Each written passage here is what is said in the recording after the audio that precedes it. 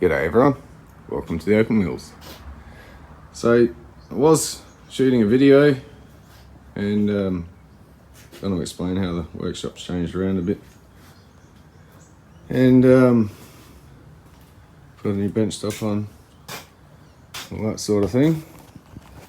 But instead, I'm a bit thrown, if you will. So apparently, Gem Cuts, Brian wasn't too happy with me for some reason, which I'm trying to understand. So just to go back a bit,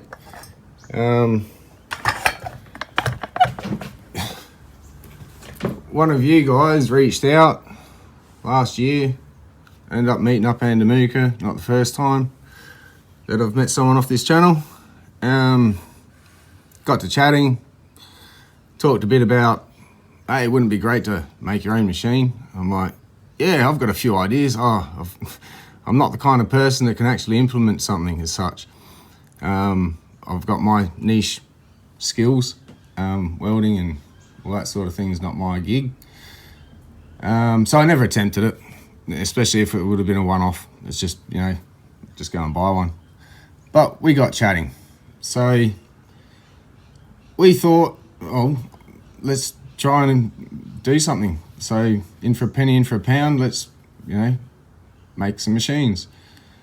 So first and foremost, the machines are not my business, but I did have hand in helping redesign, and I was using at the time the GSP8 from Gem Cuts, the Gem Master. Quite happy with it. Not a complaint as such. Improvements that I would have made if I could, the deeper tray so I can get my hand down and utilize the wheel a bit more. It was just simple things, a light strip, a few alterations, attachment and so forth. So, all right, well, let's see if we can do this and what price we can do it for. As it turned out, we could do it for quite a reasonable price. And so we did. Well, so Jason did, Mr. Watke. So Watke Wheels was born. And we just thought, all right, let's offer these machines up to people, try to keep the budgetist price, which is why the release price was $1,000 on the Black Potch version. Just to encourage people to be able to cut simply and affordable, more affordable. I mean, $1,000 Australian is still a lot. But nonetheless, it wasn't so much to go into competition, upset the apple cart, or I don't know, anyway. So all this time later, we've barely sold to the 15 machine mark yet. It's not like it's a roaring trade, and it's amongst the opal cutting world that we're actually really even showing this to. It's got nothing to do. Obviously you can cut other minerals on it and rocks, but we didn't design it for that. It was designed specifically with opal in mind, opal inspired, especially since it was up at Andamuka that we came up with the idea. Andamuka opal inspired. Anyway, I got up this morning, and as I do, I just check all the comments and try and respond to them all. And so I'll just quickly flash up what I woke up to this morning and my response.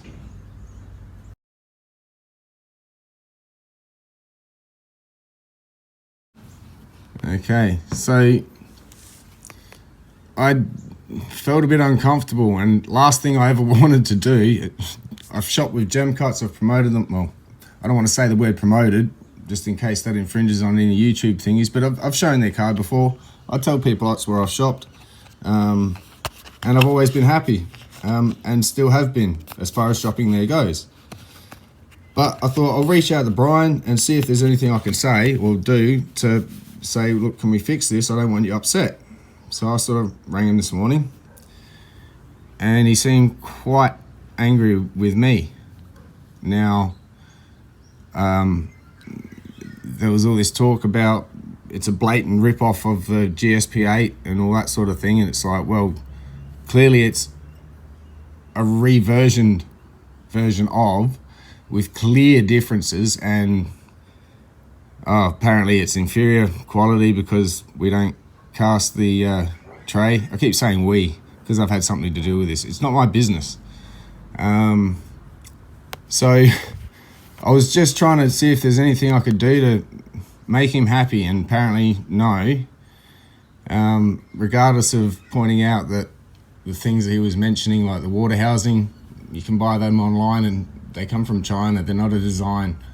The shroud is clearly an arch over a wheel, like any arch over any wheel, and a tray for the catchment in the bottom. And I'm sure there's other brands that have the same thing. And these were going to be sold internationally as well, which was one thing, without being in competition, that GemCuts weren't doing.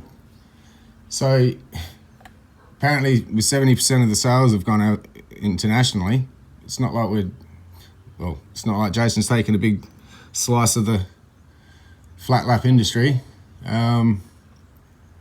But yeah, I don't know if you can tell, this has kind of rattled me a bit. So here we go.